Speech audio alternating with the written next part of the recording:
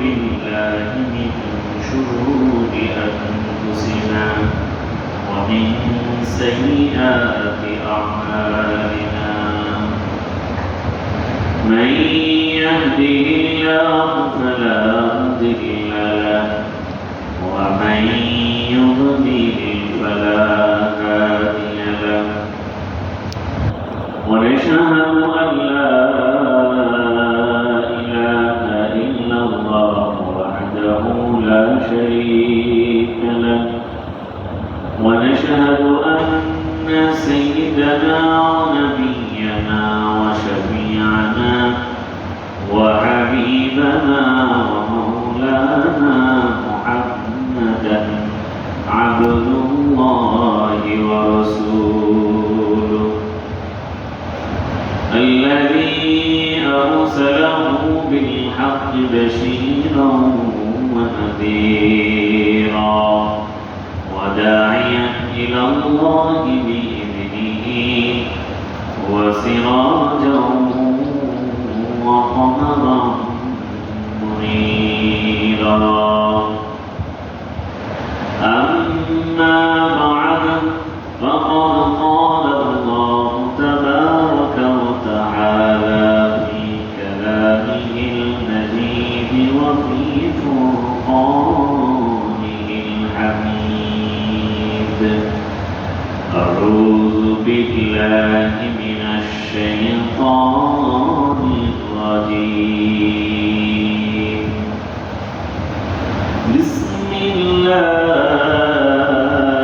الرحمن الرحيم قل لو كان البحر مدادا لكلمات ربي لنفد البحر قبل أن تنفد كلمات ربي ولو جئنا بمثله مددا الحمد لله আল্লাহ পাক রব্বুল আলামিনের দরবারে অসংখ্য অগণিত শুকরিয়া যে আল্লাহ পাক রব্বুল আলামিন আমাদেরকে জুমার নামাজ আদায় করার উদ্দেশ্যে মসজিদে আসার বসার তৌফিক দান করেছেন, এই জন্য শুকরিয়া আদায় করি আলহামদুলিল্লাহ। সমস্ত প্রশংসার মালিককে, সমস্ত কুল কায়নাতের মালিককে আল্লাহ। এজন্য আমরা সবসময় প্রশংসা করব কার? আল্লাহ। আমাদেরকে বানিয়েছেন কে? আমাদের বাপ দাদা। যত মানুষ দেখতে পাই, যত মানুষ বিদায় হয়েছে, সামনে আরো যত মানুষ আসবে, যারা বিদায় হয়েছে তাদেরকে সৃষ্টি করেছেন কে? বর্তমানে যারা আছেন এদেরকেও সৃষ্টি করেছেন কে?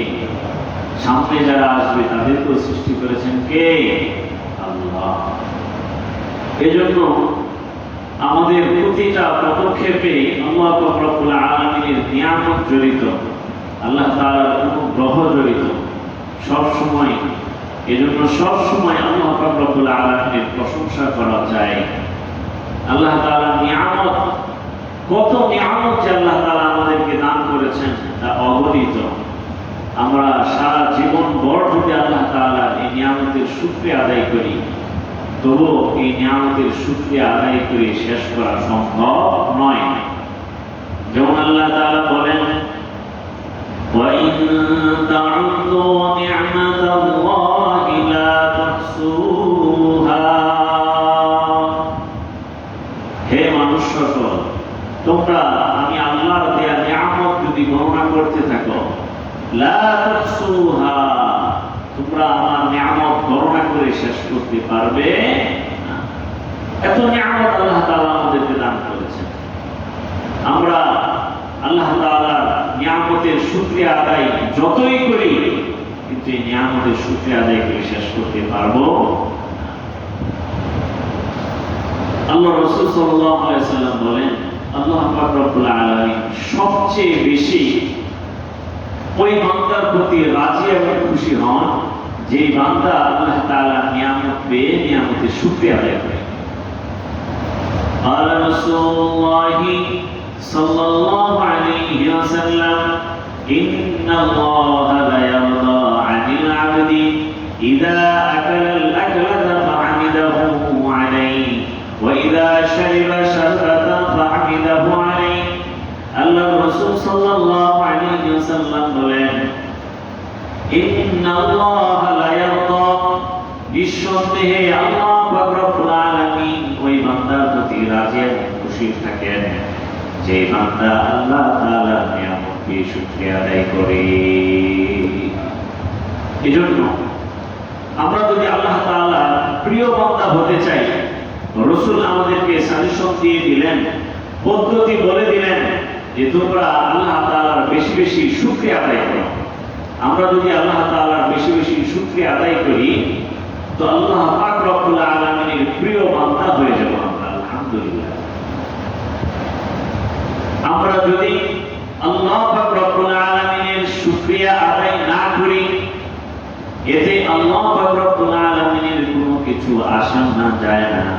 কারণ আমরা যদি আল্লাহ তাআলার শুকরিয়া আদায় না করে নাফরমানি করি, আল্লাহ তাআলার শুকরিয়া আদায় করার মতো লোক আছে না নাই? আমরা যদি নাফরমানি করি, শুকরিয়া আদায় না করি, এতে কি আল্লাহ তাআলা ঠেকে যাবে? আল্লাহ তাআলার কোনো ক্ষতি হয়ে যাবে না। বরং আল্লাহ পাক রব্বুল আলামিন বলেন, লাইন শাকারতুম লাআযীদান্নাকুম, যদি তোমরা শুকরিয়া আদায় করো তো তোমরা সফলকাম হয়ে যাবে, আর যদি তোমরা শুকরিয়া আদায় না করো আমি আল্লাহর কোনো লস নাই। আল্লাহর কোনো লস আছে? আল্লাহ তাআলার কোনো লস নেই। বরং আল্লাহ পাক রব্বুল আলামিন বলেন, তোমরা আমি আল্লাহর শুকরিয়া আদায় করো অথবা না করো, এতে আমি আল্লাহর কোনো আসে যায় না। বরং আমি আল্লাহর শুকরিয়া আদায় করার জন্য আসমান এবং জমিনের মধ্যে তোমরা মানুষ ছাড়াও আরো অগণিত প্রাণী রয়েছে। আল্লাহু আকবার। আল্লাহ পাক রব্বুল আলামিন বলেন, সাবহানা লিল্লাহি মা ফিস সামাওয়াতি ওয়া মা ফিল আরদ, আসমান জমিনের ভিতরে যত কুলকানা তোমরা দেখতে পাও, যত প্রাণীকুল দেখতে পাও, যত মাখলুকাত দেখতে পাও, এই সমস্ত মাখলুকাত আমি আল্লাহ এর প্রশংসা করি। সুবহানাল্লাহ। আমরা আল্লাহ তাআলার নিয়ামতের শুকরিয়া আদায় করি অথবা না করি, আমরা আল্লাহ তাআলার প্রশংসা করি অথবা না করি, আমরা আল্লাহ তাআলার নামে তাসবিহ জপি অথবা না জপি, এতে আল্লাহ তাআলার কোনো কিছু আসে যায় না। বরং আল্লাহ পাক রব্বুল আলামিন বলেন, তোমরা যদি জপো, তোমরা যদি আমি আল্লাহর নিয়ামতের শুকরিয়া আদায় করো তো তোমরাই কামিয়াব হয়ে যাবে। আর যদি তোমরা শুকরিয়া আদায় না করো বা তাসবিহ না করো, তবে জেনে রাখো আসমান জমিনের ভিতরে আমি আল্লাহর অগণিত প্রাণী রয়েছে, অগণিত সৃষ্টি রয়েছে, যারা দিন রাত 24 ঘন্টা আমি আল্লাহর তাসবিহ পাঠ করতে থাকে। সুবহানাল্লাহ। সাবহানা লিল্লাহি মা ফিস সামাওয়াতি ওয়া মা ফিল আরদ, আসমানের উপরে যারা আছে তারা আমি আল্লাহর তাসবিহ পাঠ করে, অনুরূপভাবে জমিনের মধ্যে যারা আছে তারাও আমি আল্লাহর তাসবিহ পাঠ করে। সুবহানাল্লাহ। আমি তাসবিহ পাঠ করি না, এতে আল্লাহ তাআলা তাসবিহ পাঠ করনেওয়ালার সংখ্যা কমে গেল না। আল্লাহ তাআলা বলেন, তুমি তাসবিহ পাঠ করো নাই, তুমি আমি আল্লাহর নিয়ামতের শুকরিয়া আদায় করো নাই, আমি আল্লাহকে আল্লাহ বলে ডাকো নাই, আমি আল্লাহর ইবাদত করো নাই, তো তুমি তোমার আমলনামায় লসের খাতায় নাম লিখিয়েছো, আমি আল্লাহর কোনো লস পাই নাই। এজন্য আমাদের বেশি বেশি আল্লাহ তাআলার নিয়ামতের শুকরিয়া আদায় করা উচিত, বেশি বেশি আল্লাহ তাআলার তাসবিহ পাঠ করা উচিত। এতে আমাদের আল্লাহ আমাদের বেশি বেশি তৌফিক দান করুন, বলেন আমিন। পৃথিবীতে যা কিছু ঘটে এগুলোর মধ্যে থেকে সব আমরা দেখতে পাই না, যা আমরা দেখতে পাই, যা আমরা দেখতে পাই না, এই সবগুলো ঘটানকে অনেক কিছুই এমন আছে আমরা শুনতে পাই না, যা আমরা শুনতে পাই, যা আমরা শুনতে পাই না, সবগুলোর শ্রবণ করতে আল্লাহর ক্ষমতা রাখেন কে? আল্লাহ। অনেক বিষয় আছে যেগুলোর জ্ঞান আমাদের নেই, যেগুলোর জ্ঞান আমাদের আছে, আবার যেগুলোর জ্ঞান আমাদের নাই। সমস্ত কিছুর জ্ঞান রাখেন কে? আল্লাহ তাআলা বলেন, ইন্নাল্লাহা আলিমুম বিযাতিস সুদূর। তোমরা যে বিষয়ের জ্ঞান রাখো, আমি আল্লাহ সেই বিষয়ের জ্ঞান রাখি। তোমরা যে বিষয়ের জ্ঞান রাখো না, আমি আল্লাহ সেই বিষয়েরও জ্ঞান রাখি। যে বিষয় এখনো সংগঠিত হয় নাই, মানুষের পরিকল্পনায় আছে, জেহেনে আছে, তার মেধার ভিতরে আছে, মুখ দ্বারা এখনো প্রকাশ করে নাই, আমি আল্লাহ সেই অপ্রকাশিত বিষয়টাও জানি। সুবহানাল্লাহ। এজন্য আল্লাহ তাআলা বলেন, ইন্নাল্লাহা আলিমুম বিযাতিস সুদূর। আমি আল্লাহ তোমাদের অন্তরের ভিতরে যে কথাটাকে, যে পরিকল্পনাকে লুকিয়ে রেখেছ, এখনো প্রকাশ করো নাই, আমি আল্লাহ কিন্তু সেই বিষয়টাও জানি। সুবহানাল্লাহ। এজন্য আল্লাহ রব্বুল আলামিন এক আয়াতের মাঝে বলেন, তোমরা যে যেই কাজ করো প্রতিটা কাজে আমি আল্লাহ হাজির আছি। বলেন তো, দুনিয়াতে কারো কি এমন কোন ক্ষমতা আছে যে আল্লাহ তাআলার চোখ ফাঁকি দিয়ে সেই কাজটা করবে? কারো কি ক্ষমতা আছে? বিমানবন্দরে যখন সুটকেসের ভিতরে মাদক অথবা স্বর্ণ নিয়ে আপনি বিমানের চেকপোস্ট পাড়ি দেন, অনেক ক্ষেত্রে পাড়ি দেওয়া সম্ভব হয়ে যায়। আবার কখনো কখনো রাস্তার মোড়ে দাঁড়িয়ে থাকা সেই পুলিশ অফিসারের চোখ ফাঁকি দিয়ে দেন। আবার পরীক্ষার হলে ম্যাজিস্ট্রেটের চোখ ফাঁকি দিয়ে দেন। বলেন তো, দুনিয়ার ভিতরে এমন কেউ কি আছে যে আল্লাহ পাক রব্বুল আলামিনের চোখ ফাঁকি দিয়ে কোনো কাজ করতে পারবে? আপনি দরজাটা বন্ধ করে, যতগুলো ফাঁক ফুঁক আছে সব বন্ধ করে দিয়ে, একেবারে গিট অন্ধকার করে বিছানায় শুয়ে লম্বা মোটা এক লেপ গায়ে দিয়ে আরো ভিতরে গিয়ে আপনি একটা গুনাহ করলেন, মোবাইলের ভিতরে মন্দ কিছু দেখে গুনাহ করলেন। আপনার স্বাভাবিক দৃষ্টিতে মনে হচ্ছে দরজা বন্ধ, জানালা বন্ধ, সমস্ত ফাঁক আমি বন্ধ করে দিয়েছি, আবার লেপ গায়ে দিয়ে শুয়ে পড়েছি। এখানে এই এত গভীরের ভিতরে কেউ এসে দেখবে, এটা সম্ভব নয়। আপনি দুনিয়ার মানুষের চোখ ফাঁকি দিতে পেরেছেন, কিন্তু আপনি স্পষ্টভাবে এই বিষয়ে জ্ঞান রাখেন এবং জবাব দেন দেখি যে এই গভীরে দরজা বন্ধ করে আপনি যে অন্ধকারের ভিতরে কোনো কাজ করেছেন, এই কাজটাও আল্লাহ তাআলা দেখেছেন কিনা? সেই জায়গাতেও আপনি যদি কোনো গুনাহ করেন, সেই গুনাহ এটা বাবার আত্মতৃপ্তির ঢেকুর ওঠানোর সুযোগ আছে কিনা?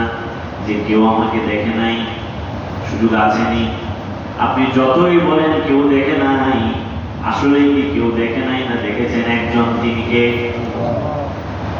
এজন্য আপনি সমুদ্রের গভীরেও যদি চলে যান, সমস্ত মানুষের চোখ ফাঁকি দিতে পারবেন, দুনিয়ার ক্যামেরার চোখ ফাঁকি দিতে পারবেন, ড্রোনের চোখ ফাঁকি দিতে পারবেন, কিন্তু একজনের চোখ ফাঁকি দিতে পারবেন না, তিনি কে? আল্লাহর চোখ ফাঁকি দেওয়া সম্ভব নয়। এজন্য আল্লাহ পাক রব্বুল আলামিন কোরআনে কারীমে বলেন, মা ইয়াকুনু মিন নাজওয়া সালাসাতিন ইল্লা হুয়া রাবিউহুম।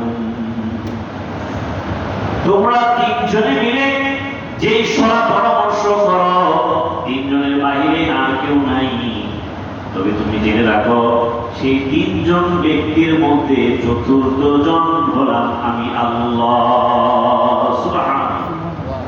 তোমরা তিনজনে মিলে সলা পরামর্শ করেছ, ডানে তাকাও বামে তাকাও, তিনজন ছাড়া আর কাউকে দেখতে পাও না। আল্লাহ তাআলা বলেন, তুমি জেনে রাখো সেই মজলিসের ভিতরে চতুর্থ জন হিসাবে আমি আল্লাহ উপস্থিত।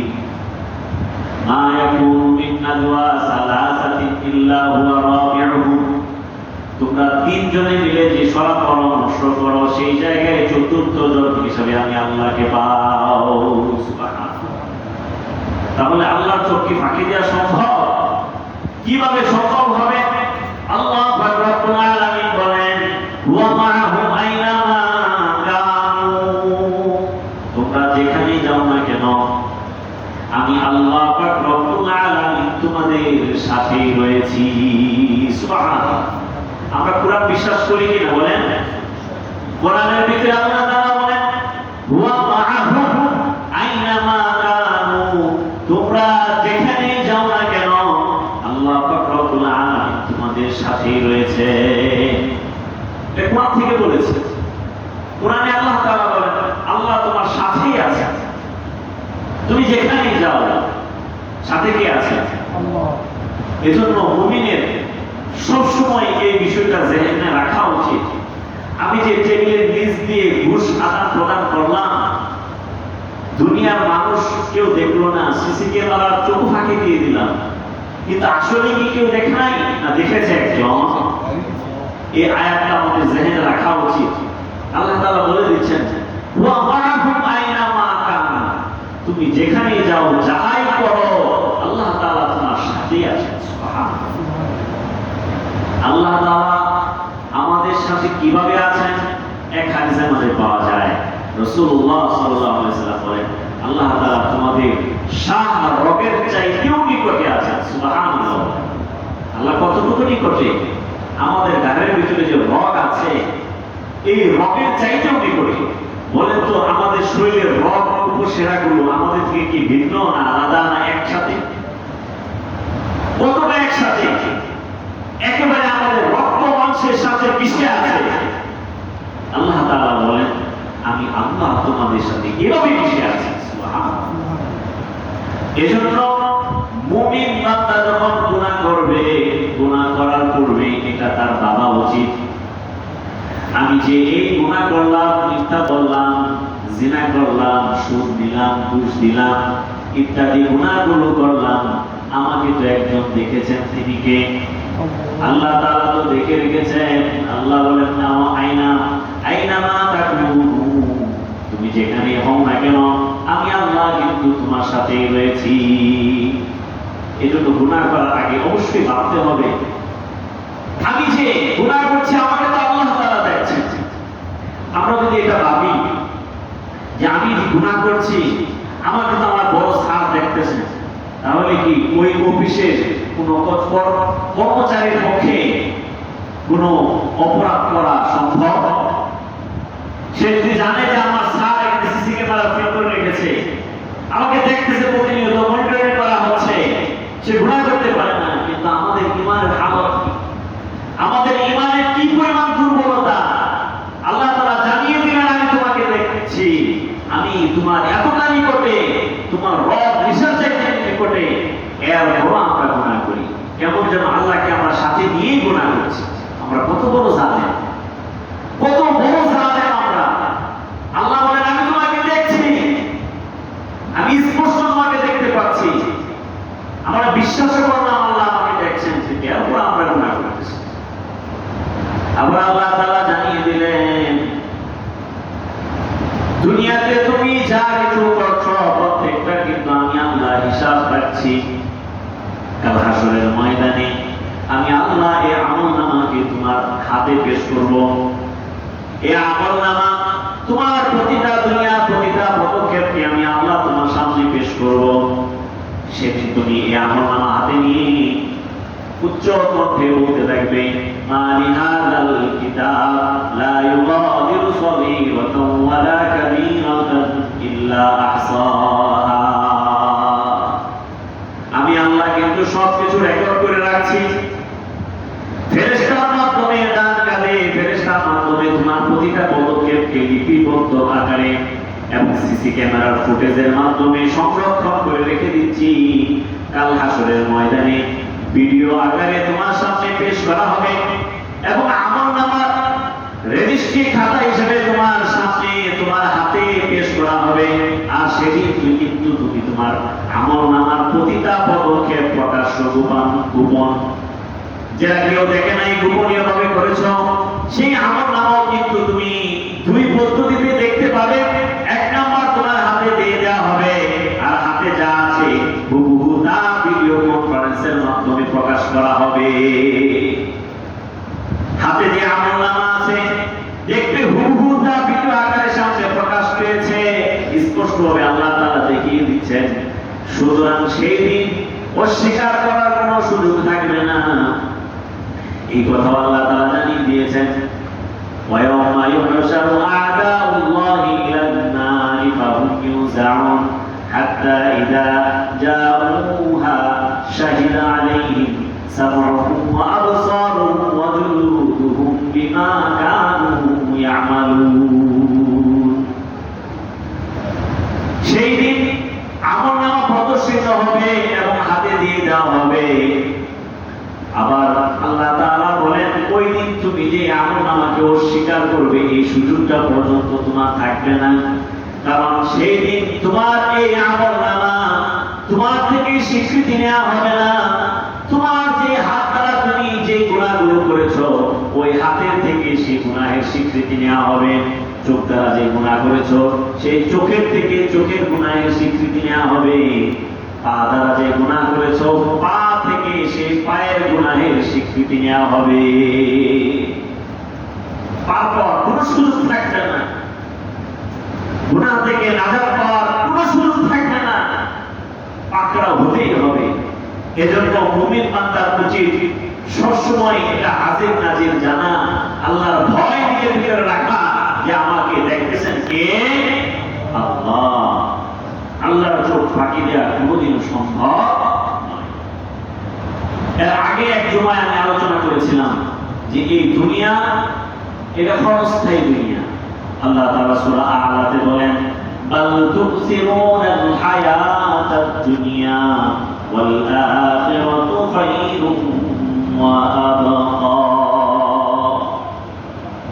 আল্লাহ তাআলা স্পষ্টভাবে জানিয়ে দিয়েছেন, বাল তুসিরুনাল হায়াতাদ দুনিয়া, এই দুনিয়ার জিন্দেগিটা হলো ক্ষণস্থায়ী।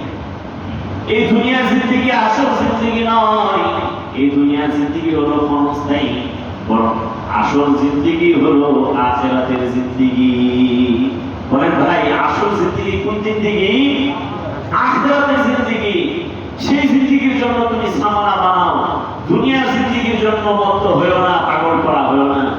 যে টাকা উপার্জন করে হালালে হারামে টাকা উপার্জন করে যে অট্টালিকা বাড়িতে নির্মাণ করেছো, যে সুন্দর টাইলস লাগিয়ে বিদেশ থেকে টাইলস নিয়ে এসে ঝকঝকা ফকফকা বাথরুম তৈরি করেছো, বাসা বানিয়েছো, তোমার শেষ গোসলটা কিন্তু তোমার সেই পছন্দনীয় টাইলসওয়ালা বাথরুমে, সেই টাইলসওয়ালা গোসলখানায় তোমার গোসল হবে না, হবে না।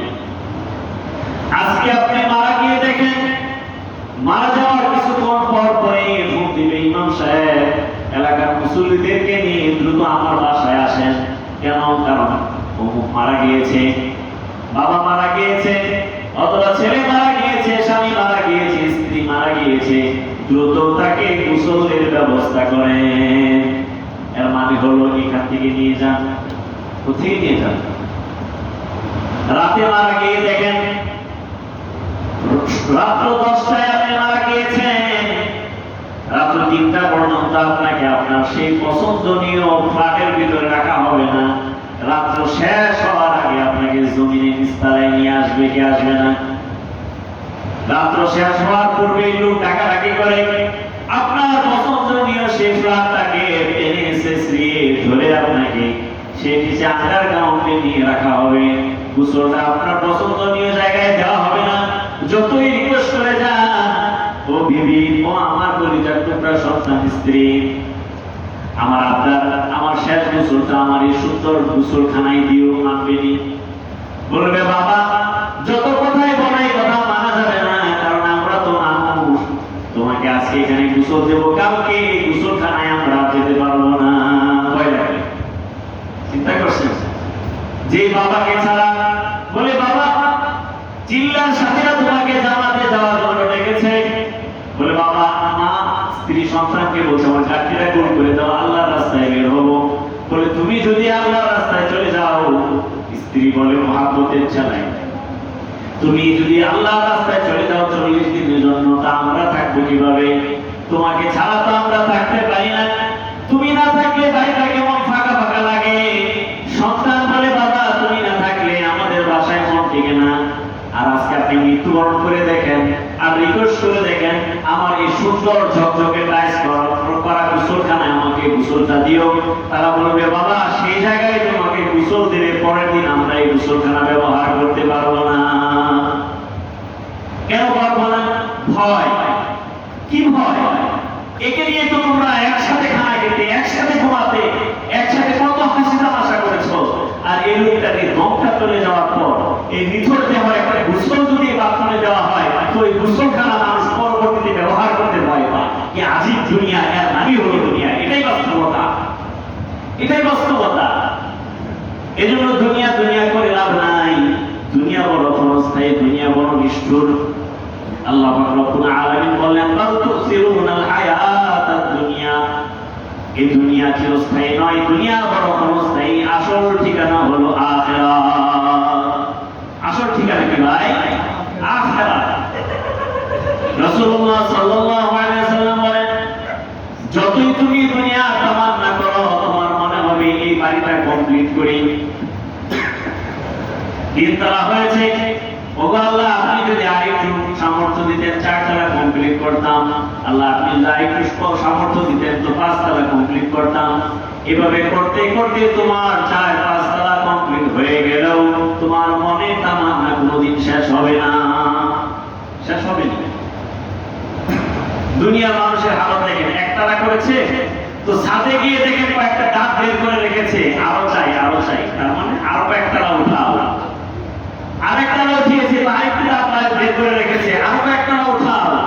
এভাবে যখন তার 5 তলা কমপ্লিট হয়ে গিয়েছে, খায়সাত শেষ, বলে না খায়সাত শেষ না, এবার নতুন আরেকটা বাড়ি কিভাবে বানানো যায় সেই জন্য জায়গা তালাশি বের হয়ে যায়। এজন্য রাসূলুল্লাহ সাল্লাল্লাহু আলাইহি ওয়াসাল্লাম তিনার হাদিসের মাঝে বলেন, সাহাবায়ে কেরাম রাসূলকে জিজ্ঞাসা করেন ইয়া রাসূলুল্লাহ দুনিয়ার দৃষ্টান্তকে যদি একটু বুঝায় বলতেন।